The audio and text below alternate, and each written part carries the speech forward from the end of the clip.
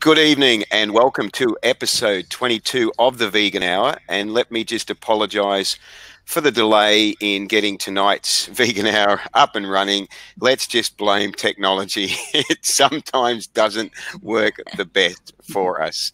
Tonight, joining me live from another part of Australia. Actually, you're in Sydney, aren't you, Katrina? I am in Sydney, yes. It's been very hot today. Yes, the place of my birth, actually. Joining me live from Sydney is vegan journalist, author, and PR consultant, Katrina Fox. Thank you so much for coming on the Vegan Hour tonight. Oh, it's my pleasure, Harry. I'm looking forward to it.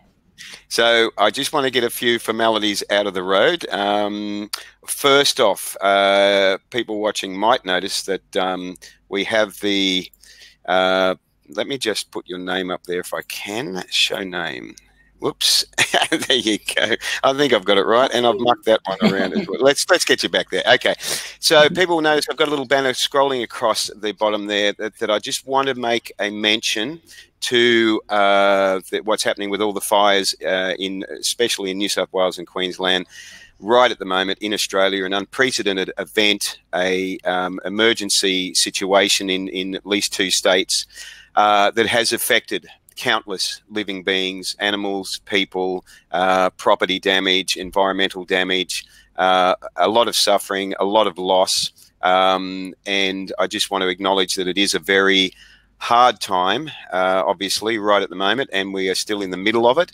And my thoughts and prayers do go out to everyone that is affected by it, and a big shout out to everyone that is helping in whatever way you can, from fighting fires through to providing donations, through to providing alternate shelter and helping animals and helping people, etc. So I just wanted to mention that it's something very, very massive right at the moment, so in Australian history, and let's hope it's not something that we're going to see more of in the future, because it's not something that any of us would wish for.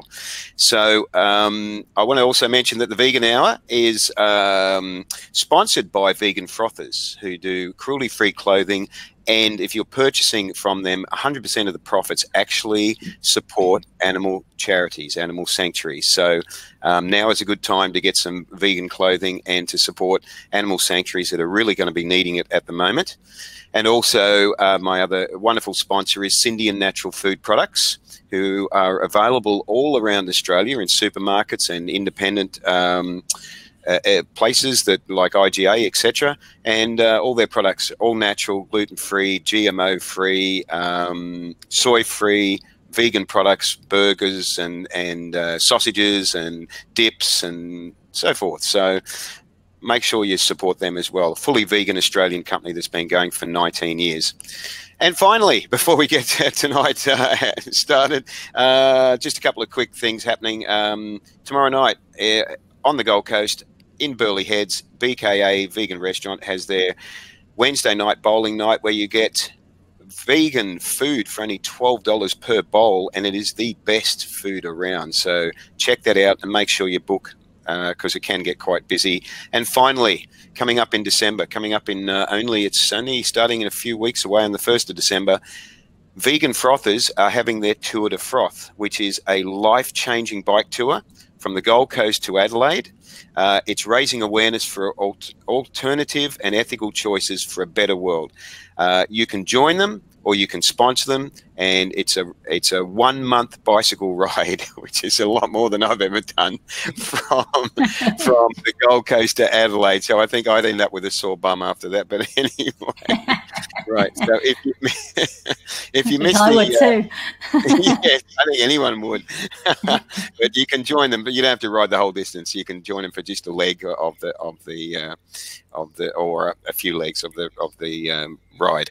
So if you've missed the introduction, we have Katrina Fox, who is a vegan journalist, author, and PR consultant. And in fact, when I look at your bio, Katrina, you wear many hats.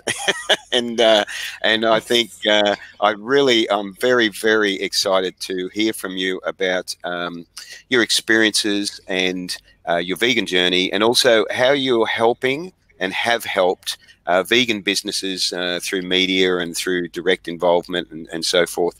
So can we start off tonight? I'd like to find out a little bit about why you're vegan, what your inspiration was. I believe it started at a fairly early age. So fill us in on the story of your awakening. Yes, sure. Thanks, Harry. So when I was 11, I asked my mum what the beef burger was made of. So I come from a working class family in the UK. I was actually born in the East End of London, so I'm technically a Cockney, but I grew up in Southeast London, just outside Southeast London. So I asked my mum what the beef burger was on the plate, and she said, "Oh, it's made of cow." And I was very confused. I said, "What do you mean it's made of cow?" And when it finally dawned on me that this burger on my plate was once a beautiful living being, a cow, I was absolutely horrified. Now, I'm very much a city girl, but in the summer I used to go down and stay with my cousin in the country. So I did actually spend time with cows and sheep and other animals. So I was absolutely horrified. And then I made the connection that the chicken we had for dinner on Sunday was actually alive, once a live chicken. The fish fingers were live fish. And I was absolutely horrified because I'd always felt a connection with animals. My best friend growing up, I would say, was my cat Kitty, because it would give me unconditional love. I adored him. So I was just really horrified, and I just said, I'm not eating that anymore. I'm not eating animals. Didn't go down too well. This was quite a long time ago, in the sort of early 70s. So it didn't go down terribly well. The mid 70s. I'm not that old. And so, yeah, it didn't really go down that well, but I sort of stuck to my guns. I didn't know the word vegetarian. So I didn't eat meat basically from a young age, from the age of 11. But it actually took me a lot longer to go vegan because I didn't know the word. I didn't know about the cruelty involved in dairy. Like everybody, I was sort of taken in by the billion-dollar industry that tells you that, happy cows give them milk, blah, blah, blah. So it took me until 1997 to go vegan. Cut a long story short, I was on an animal rights demonstration protesting in England against a farm that bred kittens for vivisection. I had a lovely school teacher next to me, and I said to her, "Would you like a sandwich?" I had a Vegemite and vegetarian cheese sandwich. And right. She said, "Oh, no, I'm vegan." I said, "What's that?" And I said, "It's vegetarian cheese." I said, "There's no animal rennet in it." Anyway, she explained to me the realities behind the dairy industry, and I was absolutely shocked because I'd been involved in the feminist movement by then, and so I think the dairy issue really spoke to me even more. The whole idea that, for someone who fights for women's reproductive rights, to be supporting an industry that is built on the hijacking of the reproductive systems of human females, I was absolutely horrified, and I was annoyed. I was angry. Like, how could I have not known this? Anyway, so I pretty much went vegan straight away. So this was 22 years ago, and I've been vegan ever since, and I love it. I love everything about it. It's not a sacrifice. You don't have to give anything up. It's and especially now, I think it's just so easy for for the majority of people to be able to live vegan.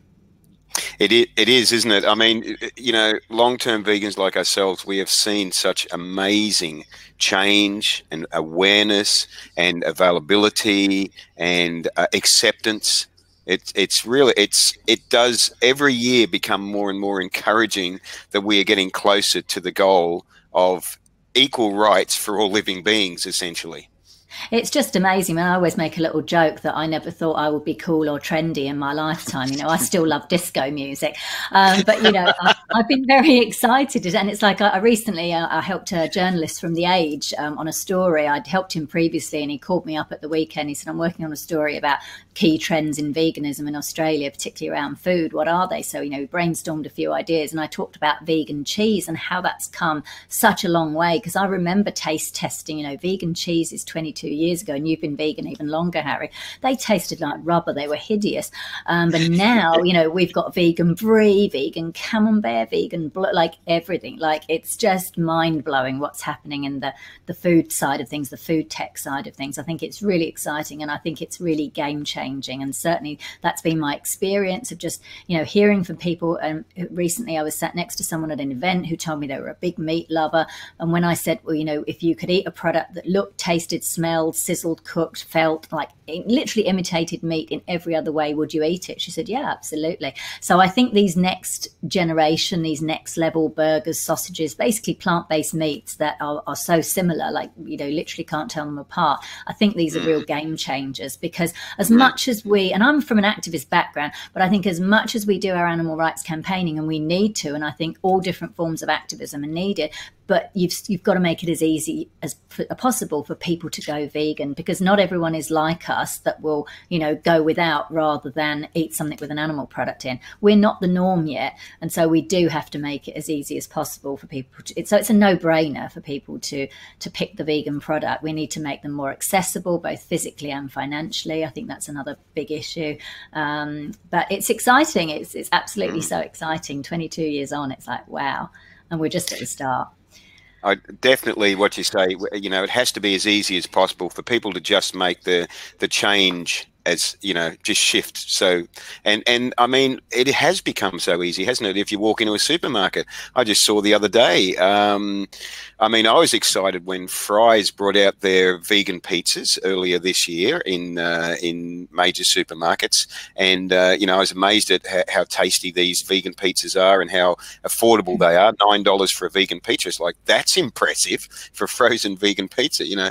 But I just saw pop up in the last week that Coles is doing their own vegan pizzas now. I'm like, it's like it's almost unheard of. And Woolies was doing information in their catalogs, or in their some sort of print media was doing information about vegan information about where you get your protein from on a vegan diet, where you get your iron from, things like that. So this is unprecedented.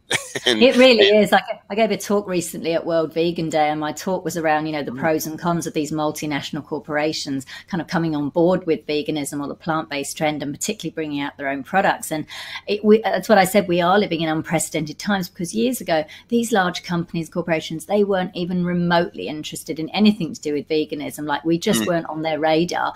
And now all of a sudden they're kind of falling over themselves to jump in and out. And look, let's not fool ourselves. They're in it for the ethics. I know that, because I recently met Jack Cowan, the founder of Hungry Jack's, and I asked him, you know, will you take some animal-based, but instead of just adding plant-based products to your menu, will you take some animal products off? And he said, no, we're not brave enough yet. We're not there yet. We're not here to save the world. It's all about money. So let's not fool ourselves. Yes, they're in it for the ethics, but I think if we can keep the sales, because the plant-based sector, like food in the plant-based sector, is just, you know, growing and growing. And I think if that continues, then basically, and I know people have called me a bit idealistic and optimistic, but I think that if these companies can see that behaving in an ethical way means they can make money, then they'll follow the money. And so I really hope that happens. I mean, obviously there's a long way to go. Like, some of these big companies that are jumping on the bandwagon have got awful ethics in regards to human rights, you know, animal rights and the environment. But I think, you know, it's going to come down to consumers. And I acknowledge that, you know, the system, the economic system we're working in, it's far from perfect. It's broken. And I know some people say, well, we just need a whole new system. Well, yeah, that's fine. Work on that. But in the meantime, this is the system we're in right now. Let's try and operate in that system, that imperfect system, as ethically as we possibly can. And I think at the moment, we kind of need both. We do need these collaborations, or we do need these multinationals to get on board to extend the reach of vegan products. And it is an ethical trade-off, and I totally acknowledge that. But I think we're in a transition period, because ultimately what we want to be doing is to create that vegan economy. And there are some amazing vegan investors, you know, very high wealth individuals who are doing that, which I think is absolutely fantastic. So it is very unprecedented and exciting times. I share your excitement. You know, your passion is very, very strong, and I share it. And it should be, especially for us that have been vegan a long time. And, you know, as we were saying earlier, to see these changes is amazing. So let's continue to be optimistic, because, you know, it's fantastic. The world is changing. Who would have thought it? Hopefully the world changes in time. That's, you know, that's a crucial thing. So, you know, I was looking at some of the things that you brought to the table as far as being an author, a journalist, a PR consultant. A few things here that I wasn't aware of: veganbusinessmedia.com and Vegan Business Talk podcast. And also your book, Vegan Ventures. So there's a lot of different areas there that you're not one that sits around and does nothing.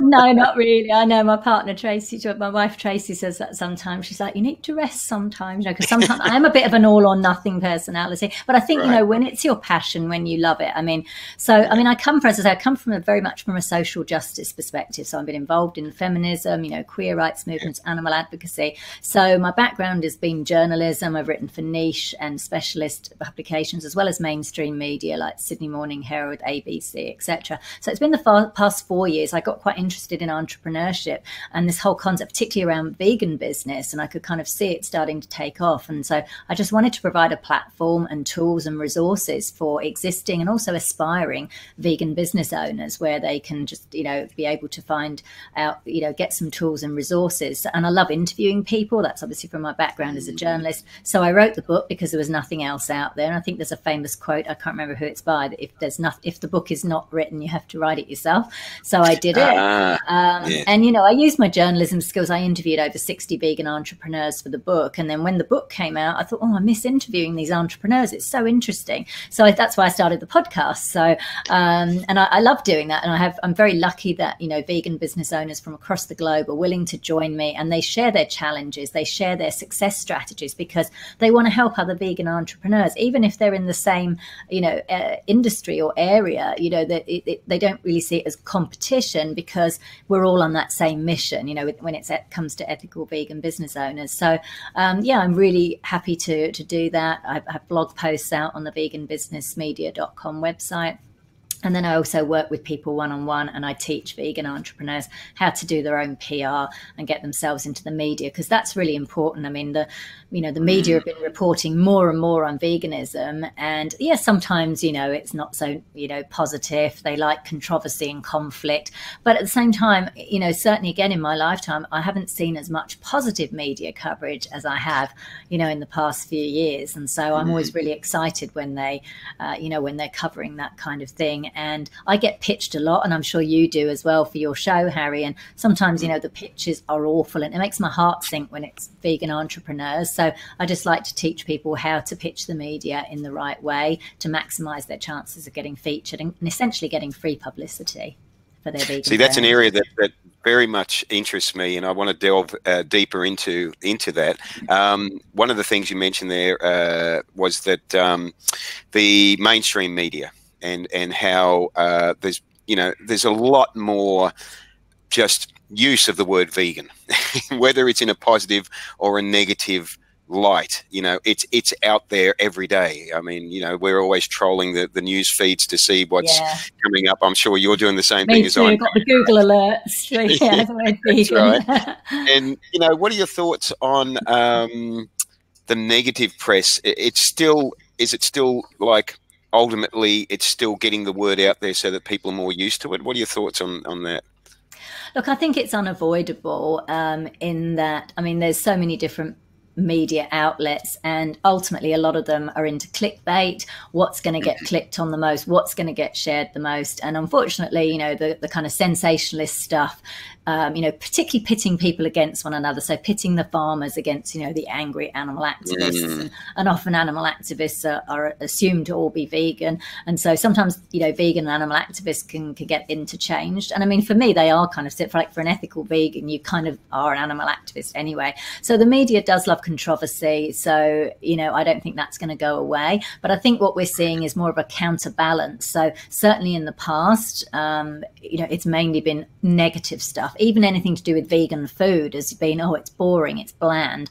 So I think what we're certainly seeing is a lot of those myths around what veganism is, what plant-based vegan food is, for sure. And I think that's come about because of social media. People are starting to realize that being a vegan, it's not all about those stereotypes. You can be vegan and be absolutely fabulous and stylish, and you can eat amazing, delectable food, from pizza to plant-based steaks to chocolate gateaus and whatever else you want. So I think we're going to continue to see that. So that's why I feel it's important for vegan business owners and for vegan activists as well to continue to put forward positive stories, so that there is that counterbalance counterbalance. So I don't think we can just sit back on our laurels and just wait for the media to make up their own stories. We've got to be proactive in pitching the right story to the right media at the right time and encouraging them to, I mean, I did something, I'll give you a very quick example. When they had the big animal activism protests in Melbourne that shut Melbourne CBD down for a couple of hours, and it was all over the media. And initially, the media coverage was very negative. So then, and I saw a story by a journalist for news.com.au, and so I contacted him and I said, I saw your story. I wondered if you might be interested in another angle on this. I think that these protests are a tipping point for veganism in Australia, and it's a chance for the government and business to get on board in transitioning to a plant-based economy. And immediately he wrote back, and I could have assumed, he's written a negative story, he's not going to be open to this. He wasn't at all. He wrote back, he said, I really like this angle, and he did a whole, literally the 24 hours later, he did a whole story full of my quotes about and these protests are a tipping point for Australia, and it was a lovely positive story. So that's what I mean about being proactive. Otherwise we could just sit back and let them make up their own stories. But sometimes you can put another angle that's more positive, and they'll go, yeah, okay, this is great. This is because journalists are looking for new stories and new angles all the time. Yeah. We're in a 24-hour news cycle. So I think it's important for vegan activists, for vegan business owners to be proactive in getting stories out there. Yes, in fact, you've actually featured in the. I noticed you featured in the Sydney Morning Herald, The Age, the ABC's Drum, or The Drum as it's called, and you've been BBC able to as well. BBC as well. Yeah, in the UK, they recently did a video interview with me, so that was good. That is excellent. I mean, that is really, I think, what has been probably the biggest change that I've seen has been that mainstream acceptance that's come through, and that's why I asked you earlier whether even if it's a negative, story about veganism, at least it's using the word, it's getting it out there, it's making it more common. It's like, so people are reading about vegan and veganism, and that is, so they might be reading about it in a negative light, but my goodness, with a lot of my non-vegan friends, I'm really amazed, especially probably in the last year or two, how much they will mention veganism to me without me saying anything to them first. Yeah, nice. They'll just start up a conversation, and it'll be something about vegan, and I know I almost write it down now the number of times it happens. I'm like, this is quite impressive. It's in people's minds. Yeah. Now, it might initially be negative in their minds, but this is where we can hopefully, create awareness around it and correct some of their misunderstandings and so forth. Absolutely. I think that's really important. I mean, obviously, there's been some negative stories this year about, for example, people starving their babies by feeding them a quote vegan diet, which when you read beyond the headline, it's actually nothing to do with the diet being vegan. It's just they weren't feeding their baby right, full stop. And let's have a look at other neglect cases that that have served their babies meat. We don't hear about that. So there's that kind of sensationalism, and that can be a little bit frustrating. But so that's why I say it is important for us to counteract that. Be active on social media, because we are seeing a lot of people, like I've noticed in vegan groups, even you think it's going to be people who are already vegan, but there's quite a few people, say, in vegan Facebook groups that have just joined, and they're kind of like, look, I'm not vegan yet, but I'm really interested and I'm curious about it. And I think that's a brilliant opportunity, like you say, to demystify what it's all about, to help them to become a vegan, to become vegan and stay vegan and be with it permanently. So So definitely. So you're fresh off the bat from the Melbourne Vegan Expo, World Vegan Day Festival. It was on Sunday. Well, 2 days ago. Yeah.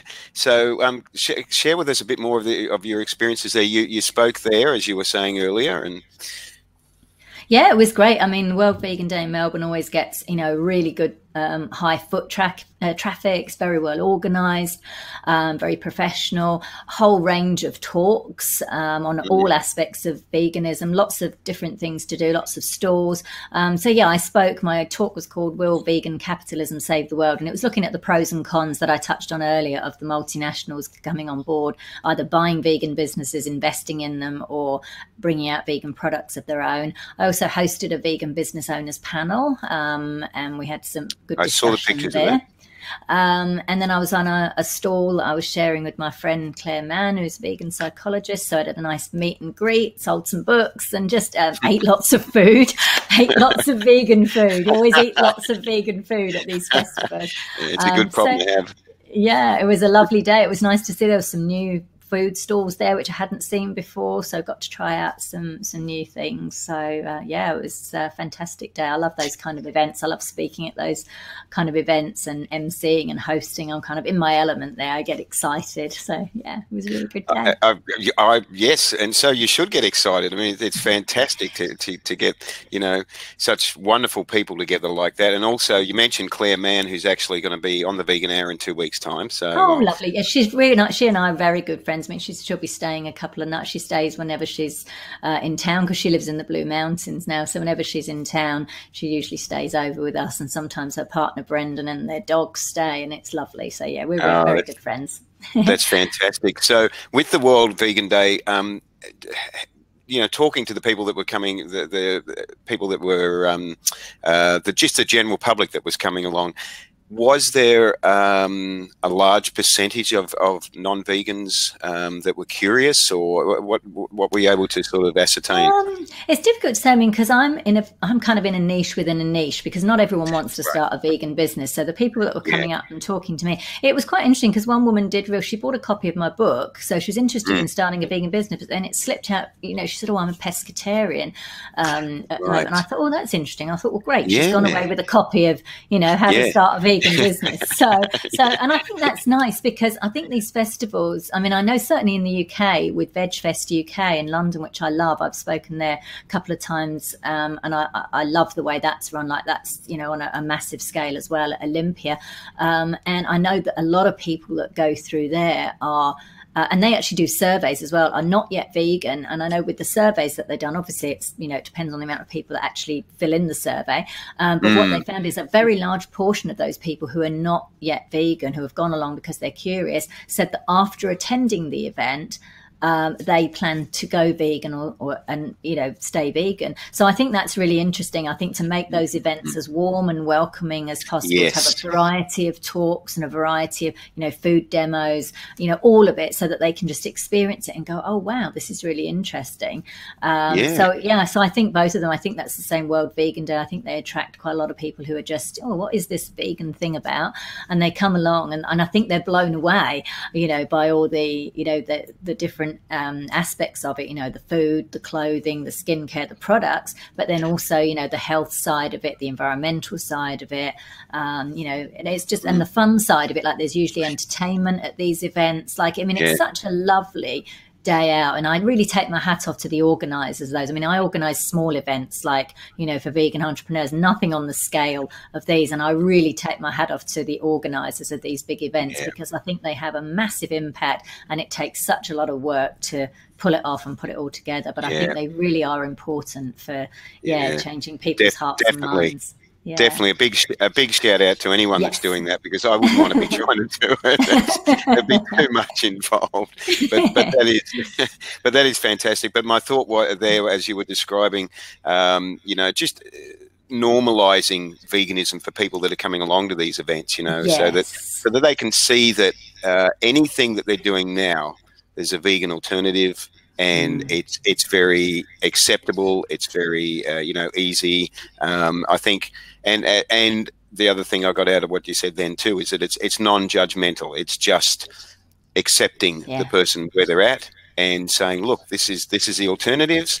This is the compassionate alternatives. And, you know, are you aware of it? And you know, they're like, no, that's great. You know, here's this product I didn't know about. Here's this product I didn't know about. Here's, you know, so I think that's serving a fantastic, you know, just, I can't even think of it, but it's doing a great duty, you know, to help people just understand what's out there and that. So it's very important, I think, to not be judgmental. Just picking up on what you've said there, because I remember I talked about the story of the school teacher. She was so nice to me, like, you know, when she said, oh, I'm vegan, I said, oh, what's that? Like, I was on an animal rights, you know, an anti-vivisection march. She could have jumped down my throat and said, what are you doing on an animal rights march with a cheese in your sandwich? Do you know what I mean? She could have been really angry and in my face, but she wasn't. She was really kind. She was really nice. She explained everything. And I think that's that is really important. I think particularly when we've been vegan as long as sometimes we forget what it's like when we weren't, you know, and none of us is perfect, even on other things, you know, in regards to human rights and environmental aspect, you know, that we're always kind of continually learning. So yeah, I think it is important to just encourage people. I mean, with the carrot, or maybe not the cat, maybe the carrot's not as exciting, but I don't know, with the vegan hot dog, rather than the I immediately thought of vegan cheesecake, but that's just me. Yeah, exactly. Any of that, anything lovely. Yeah. Yeah. So that's the way that you got to encourage people. So rather than criticize them and chastise them and say what you're doing is wrong, because it just doesn't work that way. So that's the way. So you know, vegan business is something that has fascinated me for quite a long time, and I talk a lot about vegan businesses, and I like to support fully vegan businesses as much as possible, because I think, for me, I think, you know, if somebody's gone to the trouble of creating a business that's going to be appealing to a smaller section of the market, you know, so if a fully vegan business is there and it's appealing to a smaller section of the market, and somebody's putting in a lot of their money into it, and you know, blood, sweat, and tears into it, you know, the least I can do as a vegan is say, geez, I really appreciate what you're doing here, and you know, I want to support you as much as possible. So that's been my philosophy for a few years now, as much as possible to do that. And I wondered, you know, what your feedback has been, because you know, you're working with vegan businesses, and I wanted to ask you some questions about some of the challenges that for starters, that a vegan business faces that maybe that a non-vegan business wouldn't face. Sure. I mean, it's a good question, and I agree with you, and I aim to do that as much as possible myself. You know, I think it is really important for us to support, as vegans, as animal activists, to support ethical vegan businesses, and particularly those that also tick the boxes on human rights and sustainability as well. And even if you can't financially support them, because they haven't got the economies of scale, so sometimes certain vegan products are going to be more expensive, you can still support them by giving them a shout out on social media, you know, giving them a bit of a promotion on there. So I think there's different ways you can support them. In terms of the challenges, I mean, there are some challenges that are applicable to all business owners, whether they're vegan or not. I guess on the vegan side is, you know, because you're coming at it from the ethical perspective, so there's more involved in, for example, sourcing of the ingredients, like sourcing of the products, checking the ingredients. When my partner and I, Tracie, when we first came to Australia back in 2001 to get our visas, we actually opened a vegan hair and beauty salon. So I was tasked, with, you know, making sure that, you know, all the products we had, and I was ringing, you know, Paris at one time, you know, in the middle of the night to find out if this particular brand of, you know, salon only shampoo contained, you know, any animal products. So I think there's more, you know, there's more time and effort involved a lot of the time in the sourcing of the ingredients. Sometimes those ingredients might cost more because, unfortunately, and this is what I mean about our systems being so broken, the ethical products, you know, that are, you know, cruelty free, environmentally friendly, and better for people. In other words, they're more ethical products or ingredients tend to be more expensive, which is totally the wrong way around, and it shouldn't be that way, but it is. So that can be a challenge. And of course, and on that as well, tied in with that is, as I mentioned, the economies of scale, which is true, I think, for any small business of any kind, is that you can't bulk buy when you're at a certain size. So I would say those are the key ones. I think for all of them, I mean, I've hosted vegan business owners panels, including at a trade show in the UK, VegFest UK Trade, and one of the most popular panels, and continues to be, and I'm often approached by people, is how to get the business funded. You know, so how do they raise capital? Do they look for investment, or do they go for the loan and that kind of thing? So, and then of course, you know, just kind of getting out there, because nowadays there's even more, and I put in quotes, competition. Not only have we got the big guys, you know, coming in, the big multinational corporations bringing out vegan products, but also there are now more vegan businesses than ever. And of course, that's a wonderful thing, but you're no longer the only vegan shoe company in town. You're no longer the only vegan cheese around. So I think that's, you know, there's obviously that challenge, which again is the same for a lot of businesses, is how do you stand apart from the crowd? How do you make that point of difference and stay top of mind? So when someone is looking to buy a vegan chocolate or a vegan coat or shoes or, food item, that, your brand is top of mind. So I think they're the kind of the main key challenges. Yeah, it is interesting when you're talking about, there is competition now from other vegan businesses as well as from the big non-vegan businesses, the big. But I put it in quotes because it's not really competition, because we're all on a shared mission of making a better world. I wanted to get your input on this, because we here locally on the Gold Coast, probably about, it's going back maybe 18 months ago now, we had a period of over a period of about 12 months, I think we had about 8 to 10 fully vegan places, eateries closed down in a period of about 12 months. And it was like, it really was, when I say Gold Coast, actually, it was a slightly bigger area than that. It was from Byron Bay up to the Sunshine Coast. But it was really like, wow, here goes another one. And here goes another one, And at that point, I started asking questions. I'm asking, some of these owners were friends of mine, and so I spoke to them afterwards, tried to find out why this was happening. Was there a general, trend happening? Was there a reason that could be applied across all these businesses? At the same time that was happening, I was actually contacted by some business owners in different parts of the world. So I got to speak to business owners in different parts of Australia, also in the UK, in the US, in New Zealand. I think that was the main places. And one of the feedback that I got from vegan business owners was that when they would start a vegan business, especially an eatery, because that's the type of business that I was dealing with, was that there would be a really fantastic uptake initially of the local vegan community coming in and supporting them and trying them and all the rest. And then this would die off, and they would end up with the bulk of their customers being non-vegan.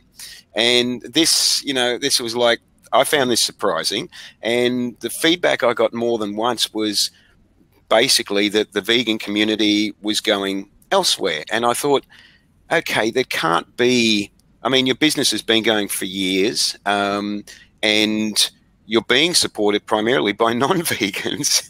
So this I found very interesting, that the vegan community wasn't supporting the vegan businesses. They were actually going to non-vegan businesses. And I would say, well, how would you know that? And, in one instance, a business owner said, because all our regulars, they post on social media where they eat now, and it's not with us. They're eating at non-vegan places. So I just wanted to get your feedback on, have you seen that trend? Have you come across that before, and why that might happen? And also, before I get your answer there, I just want to acknowledge a comment there from Luba that says, hello, Katrina and Harry. Big pleasure to listen to Katrina. Thank you for coming and sharing your priceless experience. That's very nice, Luba. Thank you for that comment. Thank you, Luba. Hi. Thank you so much. Yeah, that was good. So, yeah, what have you, what can you add to that, or what can you enlighten us with on that? So I think it goes back to something I touched on just a little bit earlier when I said you're not the only vegan restaurant in town now. And I think some of the vegan restaurants and cafes that have been around a long time, they've had, of course, the vegans have gone there because they've had nowhere else to go. They've had no other option. Right. Now, obviously, economies, things change, society changes. And I think you've got to kind of up your game. You've got to continue to be innovative. You mentioned that a lot of those businesses, when they're then getting non-vegan customers, or pre-vegans, as I like to optimistically call them, that's actually great. That's actually brilliant. That's what you want. And I don't think any vegan business, and particularly a vegan food business, you cannot rely on only having that vegan market, because it is, yes, we're growing and things are getting more exciting, but we're still a very small chunk of the population. So I think you've got to really kind of up your game and make sure that you're offering amazing food so that people of all kinds want to come and see you and support you.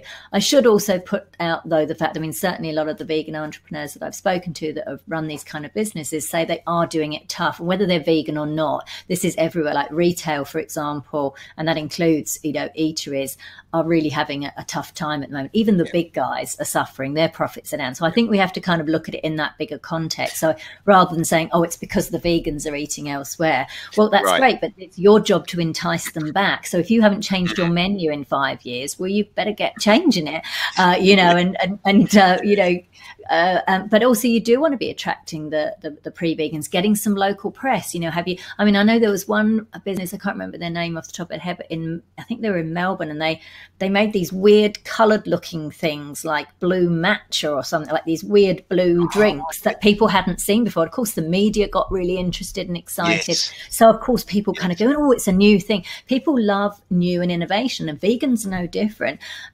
So I think, you know, that you've just really got to try and continue to be as innovative as possible, you know, make sure that your food, your customer service, that everything about your eatery and your restaurant is amazing.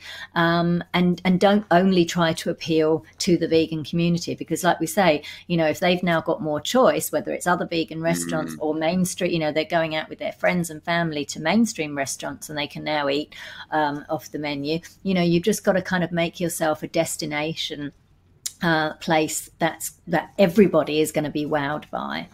And I know it's not easy. I don't want to sound dismissive and suggest that is, as I say, everybody is doing it tough in retail and in that industry altogether. But I think it's a case of, you know, not being able to rest on your laurels and continuing to, you know, to post on your social media, try and get some local or even national media coverage if you're doing something innovative.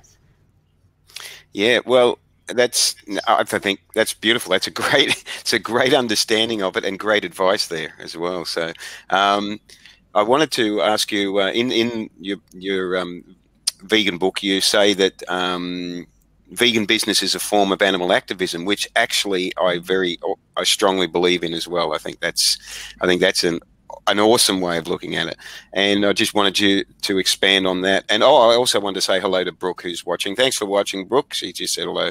Hi, Brooke. So yes. We've got a comment there from Pip. Hang on. Hi there. I was just going to say it's been the hardest for retail especially, but also food service for a long while. Yeah. Retail is especially finding it hard. And Pip would know because she's been in that industry for quite a while now. So exactly. It is tough. Yeah. So to your question, yeah, it's interesting because I come from an activist background, and I remember actually it was about 4 years ago when I wrote the book and started the blog and then the podcast and kind of immersed myself in this vegan and plant-based business world. And it's quite interesting. A friend of mine who sort of known me for a while, known me as an activist, and said, he said, why have you given up activism to focus on business? And I just looked and I said, are you kidding me? You know, I'm working with vegan business owners. And I think, look, there are so many different forms of activism for, you know, from writing petitions to going out on the streets, you know, all the, you know, rescue, you know, all these kinds of different activism. But by actually creating a vegan brand, a vegan business that is, you know, offering products that are, you know, don't involve animal exploitation and also ideally will be as sustainable as possible. And again, you know, there's no such thing as perfect at the moment, and, you know, are also, you know, better for people in terms of your health, then how can that not be a form of activism? You know, imagine if there were no, right, so we were doing all this animal activism saying, right, don't eat meat, don't eat dairy, stop exploiting animals, and then there were no vegan products. Well, how's that going to work? You know, how are we even going to eat as vegans? Do you know what I mean? It's like, so I think it is a form of activism. A lot of the vegan entrepreneurs I know are activists, and that's how they've chosen. You know, there's a lot of high wealth individuals that I mentioned, investors now. I've got a list on a blog post on my website, how to find an investor for your vegan business. And I've got a list of vegan and vegan friendly investors. And these are high wealth individuals who are committed animal activists. You know, they're not just jumping on it because it's on the bandwagon.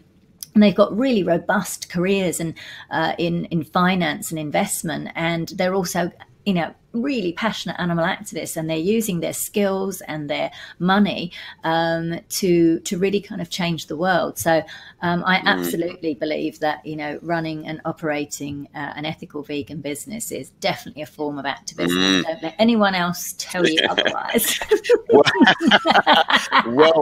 Well said, and I strongly agree. Well said. I call it vegan food activism because I think, you know, it's not just food though. You know, it's clothing, it's shoes, it's products, it's everything. That's true. Isn't it funny that I immediately or always just think of food?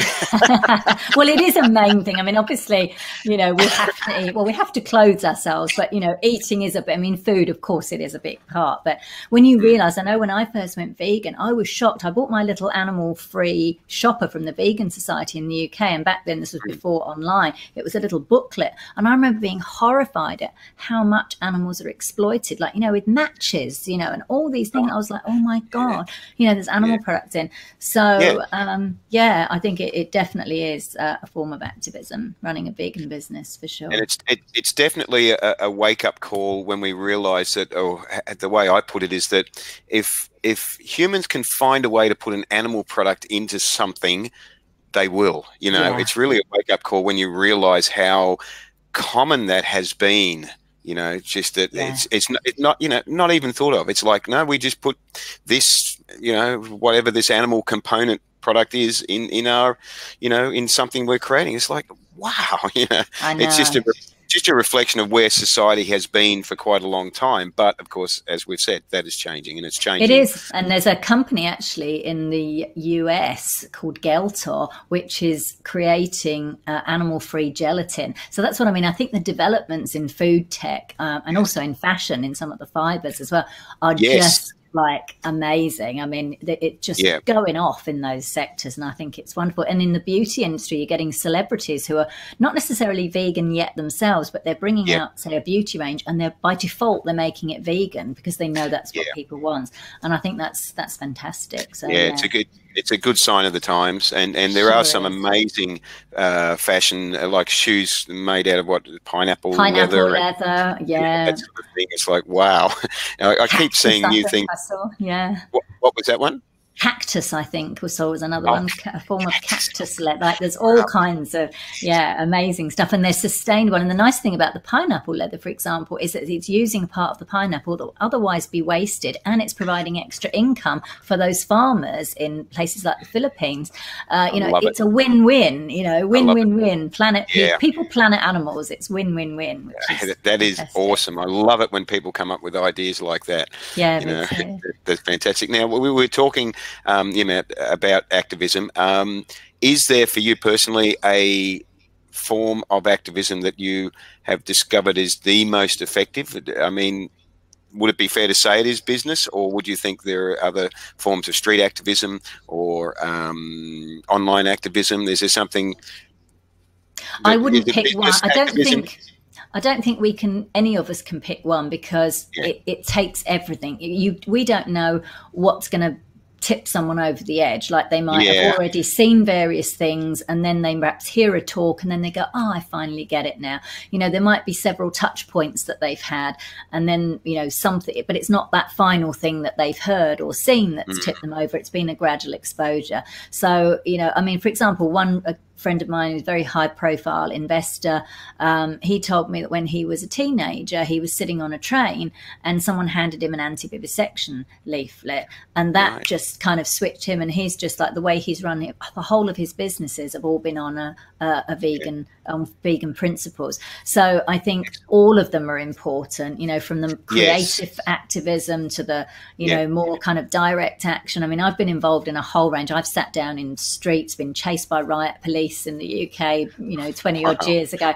I've been outside vivisection labs shouting and chanting.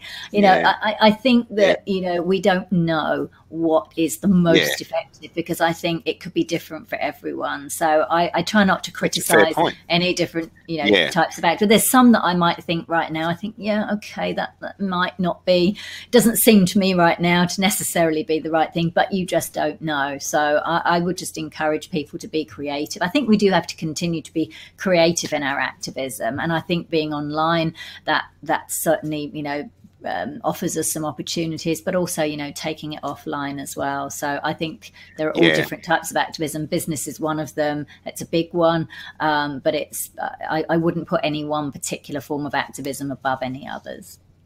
That's fine, and in fact, I think when you say that we need to be creative, I think that is what I have been most impressed by is is activist creativity, coming up with different ways of getting the message out, you know. Yeah, like the Dominion billboard. So I recently worked with the guys, the makers of Dominion. They'd already decided and organised this whole billboard, and then I did a bit of PR, helped to get it out on social, got it on ABC radio. But how creative was that? You know, the government brings in these ag-gag laws, so they put a thing on a billboard, watchdominion.com. I mean, you know, and the Go Fair, I think the people in the UK, the Go, is it Be Vegan, Go Fair campaign in the UK? Yeah, Be Vegan, Sandra Be Higgins. Fair, Go Vegan. Yes, like it's something like that. I think they have got really, like, you know, quite intent, like in your face kind of, you know,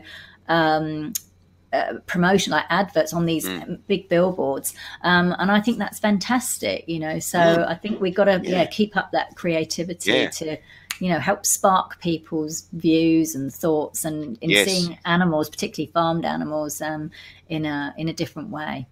It is interesting to note that the last time I read statistics on the effectiveness of activism, that the #1 most effective form was actually documentaries, which there are, you mentioned Dominion, and there are some fantastic, you know, documentaries around, have been for probably the last 5 to 10 years, some really good documentaries that just produce amazing feedback from people. And of course, Game Changers has also just, you know, amazingly created so much awareness. And so one of the big things that people really relate to is the information coming through documentaries, and also the personal thing from family and friends, and that's apparently statistics show that that's very effective forms of change. But as you say, you know, looking at all the different areas of activism, some things will appeal to people in different ways, and, you know, just push them over the edge so they go, aha. Yeah, like, exactly. I mean, it's even with those protests in Melbourne, like I say, initially it was this outcry of, you know, this is not the way to do it. But then I think there was a comedian and radio TV personality, Michelle Laurie, came out and she said, look, she said it was really inconvenient because I was stuck in traffic. But you know what? The vegans were right. And I'm now going to reconsider my eating habits. So you just don't know what you initially might think, oh, that's perhaps not the way to go about it. But then, you know, a high profile person says, well, I've been impacted by it, and then puts it out on her social. So I think we just don't know. We've got to continue to be creative. When you first came to Australia, and in 2001, you were saying, and you set up a vegan hair studio in was it in Sydney? Hair and beauty salon, in Edgecliff in Sydney. We had 4 years to tick all the boxes, so it was quite stressful, to be honest, because well, way ahead of its time. Pretty much it was. And it was quite funny because I remember we had an Irish girl come to work for us, and, like, you know, on one of those holiday visas, she'd come to work temporarily. We had to employ Australian residents, but she was in part-time, and she had like no clue about anything. She was like, what is this vegan thing? What do you mean there's no animal products? Like, she was like, that's probably not my best Irish accent, but you know, it was kind of quite interesting. But people did travel. What was interesting is that people did travel. We put it as, it was vegan, but we called it the Natural Hair and Beauty Shop. So we said, you know, it's cruelty free. We weren't really pushing the word vegan too much, only to the vegan community, but it was, you know, as sustainable and natural as possible. It wasn't perfect, but as possible. So people were traveling from different suburbs to come to it. It was, and this was all before social media and everything. So it was fairly pioneering, and it was it was fun for years. I mean, I was kind of like doing that during the daytime and doing some freelance journalism. My partner Tracie, she's a clinical hypnotherapist and naturopath, so, you know, she was kind of running that and seeing, you know, therapy clients until we could eventually, you know, close that business down and focus on, you know, what we really wanted to do. But it was fun. It was interesting. Wow, definitely ahead of its time. So. We're going to, I see we're going to, we haven't got much time left, so that's pretty good. I'm not going to keep you all night. It's only the vegan hour, not the vegan week. But I wanted to, I noticed that with your book, Vegan Ventures, there's a few tips there in helping vegan businesses. And I just wanted to, you've got 5 social media tips for vegan business owners that I was reading here. And I liked that it's sort of how would I put it? It's sort of you know, self-explanatory in a way when I read some of this stuff, and I thought, okay, this is just it makes sense. It's common sense. That's what I'm looking for. But I just wanted to mention a couple of them and get your feedback on them, because you've said to choose just one or two social media platforms to start with and focus on them. I mean, that's common sense, but I guess do you find that more effective to do that than to sort of try and spread yourself too thin, basically? Yeah, and I think it depends how much time you've got, because every business is different. Because you've got to remember that, say you're a service provider, for example, and then there's people who are making products, and and sometimes people are even starting out their vegan business as a side hustle, so they may be working full time and starting their vegan business on the side, and so it really depends how much time you've got. Whereas, and if you try to be on too many platforms, and you're not really kind of knocking it out of the park with any single one of them, then that can be quite difficult, and it can feel overwhelming, and it can seem quite a bit depressing, because you're maybe not getting the followers or the engagement that you would like, because you're sort of spread too thin. So I think you need to pick the platform. If you're a service provider, then LinkedIn might be the better platform for you to spend more time on than, say, Facebook. Whereas if you're a food brand, then Instagram or Pinterest might be better, because you've got the visuals to go with. But I think it can be quite a good idea, like, especially once you've got your brand down and your business name down. What you can do is at least register the account so that you've got the name. So if you were going to start a YouTube channel, for example, you might just want to nab the name before anyone else does. But then, you don't need to start creating content on those straight away. You can kind of pick one or two. And then once you kind of get those going, also, you've got to remember, where are your clients as well? Where are your clients? I mean, there's Twitter. I mean, I actually don't like Twitter, and I recommend that people do have a Twitter account. And the reason is that journalists are there, and it's a very easy way to connect easily with journalists. Sometimes they'll even put call outs, like they want to speak to an expert. So even though I personally don't like Twitter, I'm on it because I know I have to be, but it's not my favorite platform. But it's, where are your clients? Where are your customers going to be? If your customers are on Instagram, well, you want to make sure you're doing Instagram well, or like I said, if you're a service provider, you might want to be spending more time, writing and publishing stuff on LinkedIn, and, engaging in conversations there. So I think it's figuring that out. It makes sense. What don't you like about Twitter? A couple of things. Well, one, I don't like being, if you're trying to have a discussion, I don't really like being limited to whatever it is, 200, I think they've upped the character now, 240 characters. But also, I mean, it can be a bit of a toxic place, Twitter. I mean, and also it's very bitty, so it's hard to keep a train of the different conversations, where at least with Facebook, you put a post up and then you've got the comments underneath it. So it's a bit more of an organic, it's a bit more like a normal conversation. With Twitter, it's almost like putting something out there, and over here you're having an argument, and then it's disappeared, and it's just all a bit bitty and annoying. That makes sense. And but it is a good way to connect with journalists, and so it has got its advantages.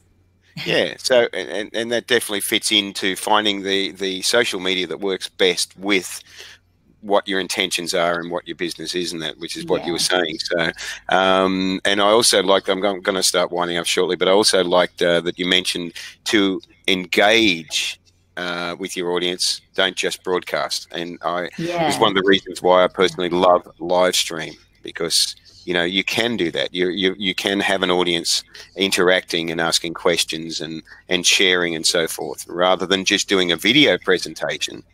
That's just, it might be more professional. I'm laughing because I had someone on my show called John Oberg, he's an American, and he's like really good on social media stuff, and he gave so many good tips, so that I actually said to him, look, can you give me a few tips? And he's been telling me, do more impromptu video, like do some live video. And I haven't been, like, because I'm a writer, you see, when I write, I would never send a first draft out into public or to an editor. I would edit it and tweak it. And it's the same with video. I feel like, I like to be able to edit it and put it out there. And then you and I know, before we came on, like, we were late coming on because of the tech. So it's all that. So I'm chuckling when we say that. But you're right, it is. And, when you can go live and you've actually got people there and they're asking questions and you're engaging. I mean, but that is true. Rather than just kind of putting stuff out there, if people take the time to comment, I mean, it can get a bit overwhelming. I try as much as I possibly can. Like, if someone comments on one of my posts, for example, say on Facebook or on LinkedIn, I do my best to, like, make a comment and, to reply back an acknowledgement. Also, it's a good thing to do because then the algorithms on the social media like that, because the more conversation you've got going, then Facebook and LinkedIn thinks, oh, this post is popular, people are engaging on it. So there is a double reason for doing that. A, it's a nice and polite thing to do. If someone's taken the time to comment or ask a question, then, you know, it's nice to be able to respond to it. But also it will make your post appear to more people, so that there is a double win. You get paid for being nice, you see, paid for being ethical. Remember I said about earlier about, you know, if you're ethical and it pays off, so it works. That's actually a good point to wind up tonight's interview on. What is the best way for people to get hold of you, if they want to get you to help them with their vegan business, or find out more information, or get a copy of your book, or listen to your podcast? What would be the best probably the URL at veganbusinessmedia.com. Okay. That's got there's links to everything on there, but feel free to connect with me on social. There's my Katrina Fox personal profile. Everything I post on there is public, so you can follow me there. And I've also got a Facebook page, Katrina Fox, vegan journalist, author and speaker, and on LinkedIn as well. So feel free to follow me. If you type Katrina Fox in, generally speaking, I'll come up. But otherwise, yeah, veganbusinessmedia.com. You can find out about all things vegan business on there. Excellent. I'll make sure that they're linked into the live stream, and also they will be you'll be tagged in that, and you'll also be tagged in the YouTube version of tonight's episode when that's uploaded in the next couple of days. Fantastic. So I'm going to start winding up, and I'm going to thank you so much for taking time out of your busy schedule to come on the Vegan Hour tonight. It's been an absolute pleasure to hear from you. Thank you very much. Oh, thank you, Harry. It's been lovely. You asked some great questions, and I really enjoyed myself. So thank you so much for everything you do and for having me on. Really appreciate it. Thank you for everything you do. You're the one that's doing so much. It's just wonderful. So, and as for people watching, if you can rewatch this live stream at any time, or you can wait till it's on YouTube in a day or two's time. And I'm also going to mention that we're back in 2 weeks' time for episode 23 with vegan psychologist and your friend, Claire Mann. So that's back on Tuesday, November the 26th. So I'm looking forward also to hearing from Claire, because she has also done so much for vegan awareness. Yeah, she is great. So two wonderfully powerful women, yourself tonight and Claire in 2 weeks' time. So thank you for everyone that's watched tonight. Thank you again, Katrina. And remember, guys, to I've got to get there. Live vegan and save lives. I saw you do that. I was going to try and do it. I'm not very good at that. I do watch Star Trek as well. Look, I'm rubbish at it. Oh, look, it's all going. There we go. That's as much as I can do. You're doing well for something that was not rehearsed at all. So you've done very well. So, thanks again, Katrina, and I hope to speak with you again soon sometime. Thanks, Harry, and thanks everyone. Thanks for tuning in. Good night, everyone. Bye.